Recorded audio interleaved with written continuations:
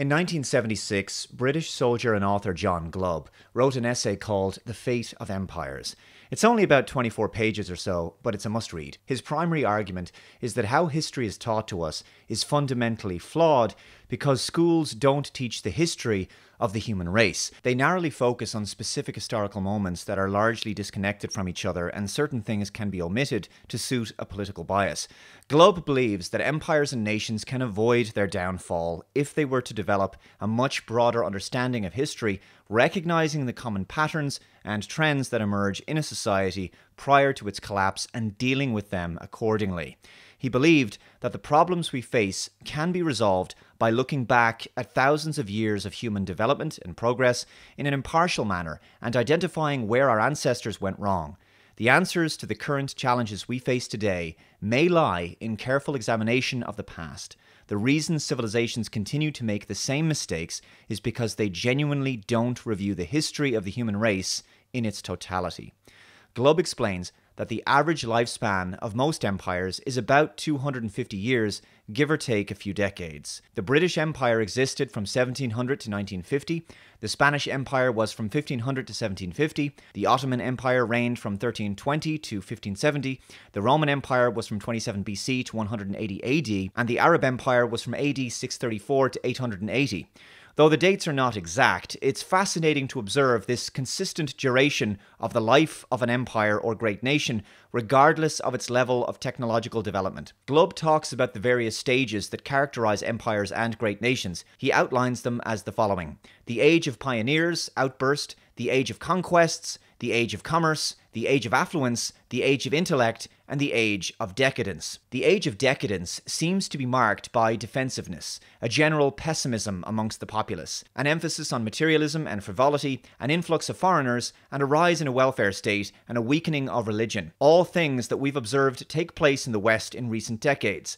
The decadent period is as a result of having wealth and comfort for too long while losing a sense of duty to one's nation and focusing on selfish desires. The mass immigration phenomenon is not unlike the pioneering age of outbursts that were characteristic of past emerging nations.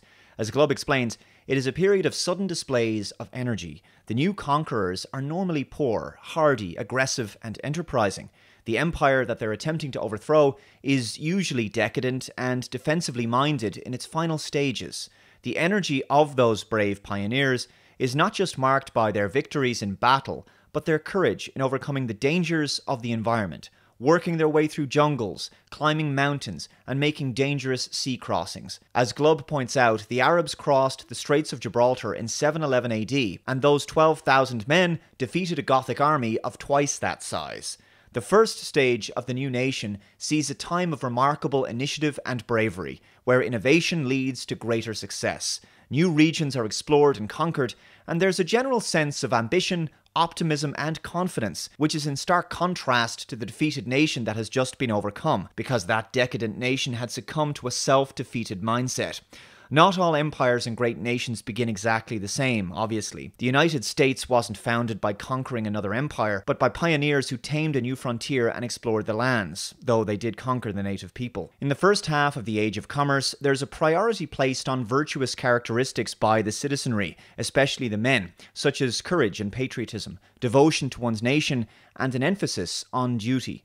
Boys are trained to develop into manly men and are taught necessary skills that will be useful in the service of the nation, being tough and strong, self-reliant and fearless. These are all qualities that are expected of male citizens, and they are championed by society. Glubb sees the age of affluence as the period that begins the moral decline of a nation, with bravery, strength, self-confidence and duty giving way to materialism and self-interest. Eventually, people seek to make money and gains not for their country, but for themselves. As money becomes the primary objective and the main qualification of success, education undergoes a similar transformation. Schools no longer produce a generation of proud, patriotic young people willing to serve their nation. Instead, academic qualifications are seen as the means by which a person can achieve a high-paying job, and from there, they can obtain more personal wealth. As the individual becomes obsessed with materialism, so does the nation. The nation then becomes more defensive and begins to look inward and navel gaze as it now seeks to protect its riches. Eventually, wealth becomes the means by which a nation seeks to defend itself. Enemies can be paid off. Military strength is seen as primitive, backward, aggressive, and immoral. The people see themselves as evolved beyond violence. Further conquests of other nations are now seen as morally wrong, but in previous generations they were seen as necessary and a sign of the strength of an empire. Glubb makes a very interesting observation here.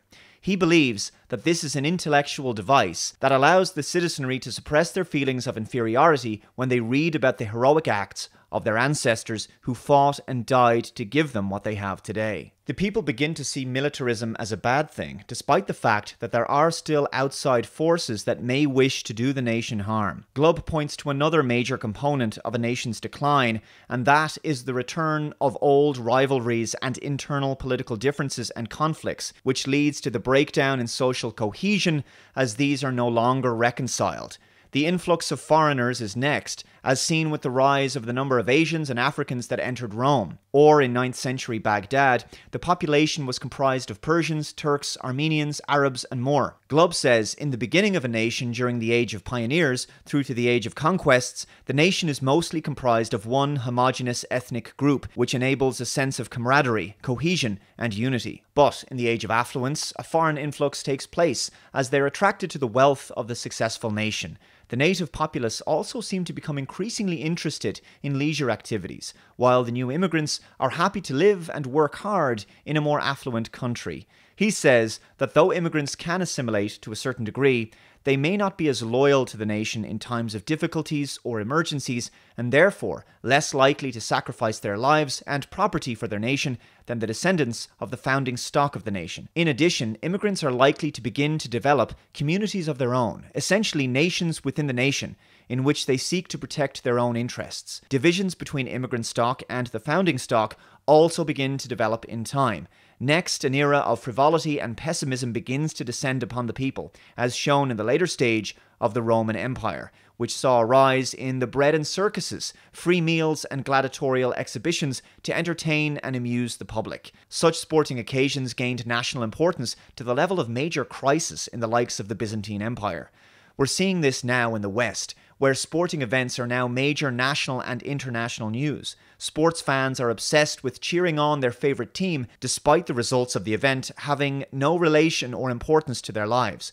Where the heroes of the nation were once the soldier, now they are the sportsman or woman, the writer, the intellectual, the politician, or the celebrity. 9th century Baghdad saw the emergence of more and more materialism, a decline in religion, and the erosion of sexual morals and decency. The pop singers of the time played an instrument not unlike the modern guitar called a lute. 10th century historians remarked on how their songs contained lyrics of an obscene sexual nature. It's amazing how similar all of this is to modern times. It's as if The Fate of Empires was written yesterday. Glubb explains that during the decline of nations, the role of women changes as they enter public life more and more, often entering professions once largely the domain of men. This took place in both the Roman Empire and in the Arab Empire, where women demanded entry into roles that men once dominated. Glubb says that it wasn't long after this period that government began to collapse and a foreign invasion followed. In his research, Glubb was taken aback by the similar trends and developments that took place, including the way in which society dealt with the problems that arose. When he spoke of the military takeover of Baghdad in 861, the people didn't come together to work to lift the country from economic ruin and bankruptcy. On the contrary, they stood back and watched the decline take place, simply introducing a 5-day week. It seems as if affluence and materialism consistently play a role in undermining the conviction and energy of the native population of a once strong nation. The people believe that their material resources will never be depleted and that they will be wealthy and comfortable forever, which is a mindset that actually leads to the collapse of the nation over time. State welfare has a major role to play in this regard. The Roman Empire began to offer equal citizenship to all residents. Similarly, in 9th century Baghdad, the Arab Empire became largely cosmopolitan. The state began offering free education and healthcare under Harun al-Rashid, 786 to 809. But economic collapse followed. Glubb also observed the decline of the role of religion that characterized the end of great nations, as if the belief in a higher spiritual force and strong moral foundation was replaced by the belief in material gain and the superiority of man's intellectualism.